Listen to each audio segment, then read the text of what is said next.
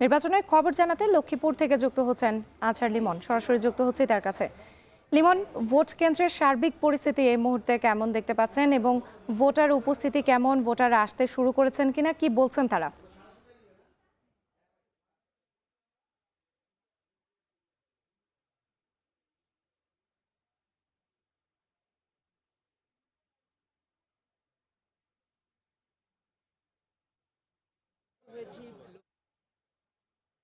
তিনটি বিতর্কিত নির্বাচনের পরে একটা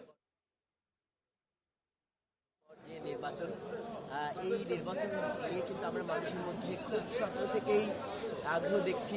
আর মাত্র 15 মিনিট পর ভোট গ্রহণ শুরু হবে। কিন্তু দেখছি রোদের মধ্যে এই দীর্ঘদিন ভোট বঞ্চিত সব মানুষেরা সারিবদ্ধভাবে দাঁড়িয়ে যাচ্ছেন এবং ভোটারদের কিন্তু লাইন তৈরি হচ্ছে। এবং এই যে শুধু এই লক্ষ্মীপুর আদর্শ সমাজ নয়, এর পাশে আরেকটি যে কেন্দ্র রয়েছে চা মানে লাইফটা ভরপুর, চা মানে ইস্পাহানি মির্জাপুর। এইখানেও কিন্তু আমরা দেখছি যে নারী ভোটারদের একটা দিন খুব সকাল সকালে এরা আসছেন এবং ভোট দেওয়ার জন্য তারা কিন্তু এখানে লাইনে দাঁড়িয়ে গেছেন। আমি কিছুদিন আগে এই যে কেন্দ্র, এই কেন্দ্রটি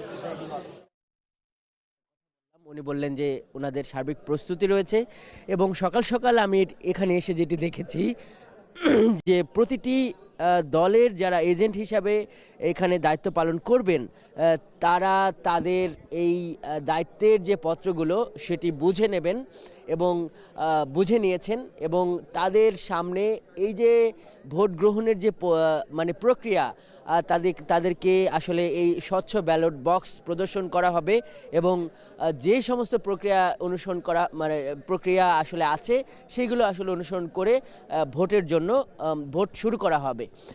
জানিয়ে রাখি যে এই যে লক্ষ্মীপুরের এই আসনটি মূলত এখানে 4 লক্ষর বেশি ভোটার রয়েছে এবং এইখানে আমরা যে লক্ষ্মীপুর 3 আসনে আছি 4,34,000 ভোটার এবং পুরুষ এবং নারী ভোটারদের সংখ্যা কিন্তু সমান সমান। এবং এইখানে আমরা দেখছি যে 822টি ভোট কক্ষ থাকবে। এই সমগ্র নির্বাচনী আসনে 130টি ভোট কেন্দ্র থাকবে। এর মধ্যে আমরা যেটি দেখছি যে এখানের যে প্রধান 2 প্রতিদ্বন্দ্বী বিএনপি নেতা শহীদুদ্দিন চৌধুরী আইনি ধানের শীষের প্রতীকে এবং জামাত নেতা দাঁড়িপাল্লা প্রতীকে ডক্টর রেজাউল করিম। তো এর মধ্যে শহীদুদ্দিন চৌধুরী আইনি উনি ভোট দেবেন লামছড়ি প্রাথমিক বিদ্যালয়ে আর দাঁড়িপাল্লা প্রতীকের প্রার্থী রেজাউল করিম উনি ভোট দেবেন চৌপল্লী প্রাথমিক বিদ্যালয়ে। সার্বিকভাবে এখানকার ভোটের পরিস্থিতি এখন পর্যন্ত ভালোই আমরা দেখছি এবং আর মাত্র কিছুক্ষণের মধ্যেই কিন্তু ভোট গ্রহণটা শুরু হবে।